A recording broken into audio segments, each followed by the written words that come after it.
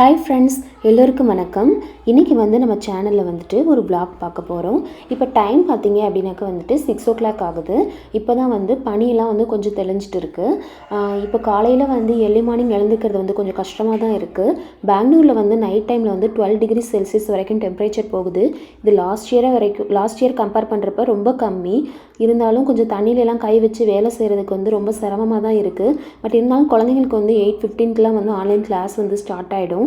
அதுக்கு முன்னாடியே கொஞ்சம் எழுந்து நம்ம பிரேக்ஃபாஸ்ட்லாம் ரெடி பண்ணணும். அப்போ தான் அவங்களையும் நம்ம ரெடி பண்ணிவிட்டு கிளாஸில் கொண்டு போய் உட்கார வைக்க முடியும். அதுக்காக இன்றைக்கி காலையிலே கொஞ்சம் எழுந்துட்டு பிரேக்ஃபாஸ்ட் ரெசிபி கூடவே கொஞ்சம் சூப்பு ப்ரிப்பேர் பண்ணலான்னு இருக்கேன். அந்த ரெசிபியும் கூட ஷேர் பண்ணிக்கிறேன். இந்த கிளைமேட்டுக்கு சூப் ரொம்ப வார்மாக இருக்கும் இல்லையா? அது மட்டும் இல்லை, ஹோம் சென்டரில் நான் ஆர்டர் பண்ணியிருந்த பார்சல் எனக்கு ரிசீவ் ஆகிடுச்சு. அதையும் உங்கள் கூட நான் ஷேர் பண்ணிக்கிறேன். இப்போ நான் கேரட் சூப் பண்ணலான் இருக்கேன். அதுக்காக 2 கேரட், அதுக்கப்புறமா தக்காளி, ஒரு வெங்காயம், இது எல்லாத்தையும் எடுத்துகிட்டு கட் பண்ணிவிட்டு ப்ரெஷர் குக்கரில் சேர்த்துட்டு கொஞ்சமாக தண்ணி விட்டுட்டு ஒரே ஒரு விசில் வேக வச்சு எடுக்க போகிறேன்.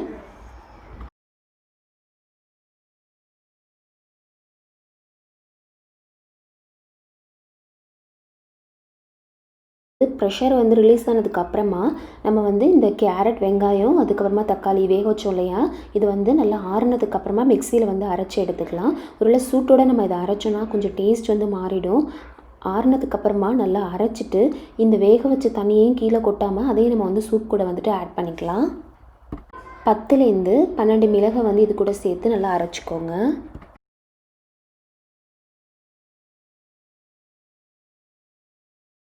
இப்போ இதில் 1 கிளாஸ் தண்ணி சேர்த்துக்கலாம்.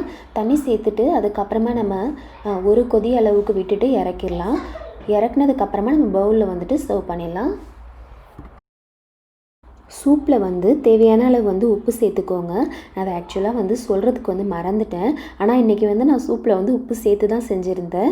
இப்போ மேலே கொத்தமல்லி இலை தூவிட்டு பரிமாறிடலாம். இன்றைக்கி நான் பிரேக்ஃபாஸ்ட்டுக்கு சேமியா, அதுக்கப்புறமா தேங்காய் சட்னி ரொம்ப சிம்பிளாக செஞ்சுட்டேன். சூப் ரொம்ப எம்மியாக இருந்தது. இந்த குளிர்காலத்துக்கு ரொம்ப இதமாக இருந்தது. நீங்களும் வீட்டில் கட்டாயமாக ட்ரை பண்ணி பாருங்கள். இப்போ நம்ம ஹோம் சென்டர் பேக்கேஜ் ஓப்பன் பண்ணிடலாம். இது என்னோடய first online purchase from home centre. அவங்க பேக்கிங்லாம் ரொம்ப பக்காவாக இருந்தது. வெளியில் ஒரு பபிள் ரேப் பண்ணிவிட்டு அதுக்குள்ளே பாக்ஸ் வச்சுட்டு அழகாக திங்ஸ்லாம் பேக் பண்ணி அனுப்பிச்சிருந்தாங்க. அதே மாதிரி ஒவ்வொரு திங்ஸ்க்குமே ஸ்க்ராச்சஸ்லாம் விழாமல் இருக்கிறதுக்காக கவரில் வச்சு அழகாக பேக் பண்ணி அனுப்பிச்சிருந்தாங்க. பேக்கிங் பொறுத்த வரைக்கும் ரொம்ப பக்காவாக இருந்தது. இப்போ நம்ம உள்ளே ஓப்பன் பண்ணிவிட்டு ஒவ்வொரு பொருள் பற்றியும் நான் என்னென்னு சொல்லிடுறேன். இது ஒரு 3 piece stainless steel cookware set. இந்த செட்டில் ஒரு மில்க் பேன், அதுக்கப்புறமா ஃப்ரை பேன், தென் ஒரு கடாய் 3 இருந்தது. இதோட ப்ரைஸ் பார்த்தீங்க அப்படின்னாக்கா 2199 rupees.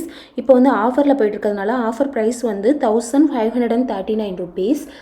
ஃபஸ்ட்டு இதில் இருக்க ப்ளஸ் பாயிண்ட் எல்லாத்தையும் நான் சொல்லிடுறேன்.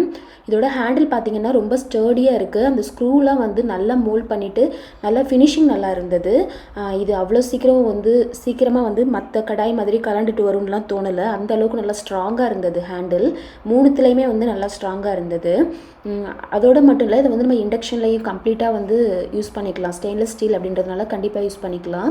அது மட்டும் இல்லை, இது டிஷ்வாஷர் சேஃப் அப்படின்னு சொல்லி மென்ஷன் பண்ணியிருக்காங்க. இதில் இருக்க மைனஸ் பாயிண்ட் என்னென்னு பார்த்தீங்கன்னா, இந்த கடாயில் பேக் சைடில் சாண்ட்விச் பாட்டம் இல்லை. அதனால் நம்ம டீப் ஃப்ரை பண்ணையில் கொஞ்சம் எனக்கு தெரிஞ்சு கொஞ்சம் லைட்டாக அடி பிடிக்கும் அப்படின்னு தான் நான் நினைக்கிறேன். பட் சாண்ட்விச் பாட்டம் இல்லை அப்படின்னா கூட கடாய் கொஞ்சம் வெயிட்டாக தான் இருக்குது. ஆனால் இந்த குக்வேர் செட்டோட லுக் ரொம்ப அமேசிங்காக சூப்பராக இருக்குது. இதில் ஸ்க்ராச்சஸ்லாம் விழாமல் நம்ம அவாய்ட் பண்ணணும் அப்படின்னாக்கா நம்ம நார்மல் கரண்டியெல்லாம் வச்சுட்டு நம்ம வதக்கையிலெல்லாம் யூஸ் பண்ணாமல் உடன் ஸ்பேச்சுலாஸ் யூஸ் பண்ணிக்கிட்டோம் அப்படின்னாக்கா எனக்கு தெரிஞ்சு இதில் ஸ்க்ராச்சஸ்லாம் அவ்வளோவா வரதுக்கு சான்சஸ் இல்லை அப்படின்னு தான் நினைக்கிறேன். ஸோ சாண்ட்விச் பாட்டம் இல்லை அப்படின்றதுனால நம்ம இதை கிரேவி ப்ரிப்பேர் பண்ணுறதுக்கு யூஸ் பண்ணிக்கலாம். ஆனால் கடாயை விட ஃப்ரை பேன் கொஞ்சம் வெயிட்டாக இருக்க மாதிரி தான் இருக்குது. நான் நல்லா யூஸ் பண்ணிவிட்டு இன்னும் கலர்லாம் சேஞ்ச் ஆகுதா இல்லையா அப்படின்றத நான் நெக்ஸ்ட் வீடியோவில் உங்கள் கூட நான் ஷேர் பண்ணிக்கிறேன். டீப் ஃப்ரை பண்ணுற பர்பஸ்க்காக கடாய் வாங்குறீங்க அப்படின்னாக்க நீங்கள் வந்து பெரிய பிராண்டில் வந்துட்டு இன்வெஸ்ட் பண்ணிக்கோங்க. மேயர் அந்த மாதிரி வந்து இன்வெஸ்ட் பண்ணிக்கோங்க.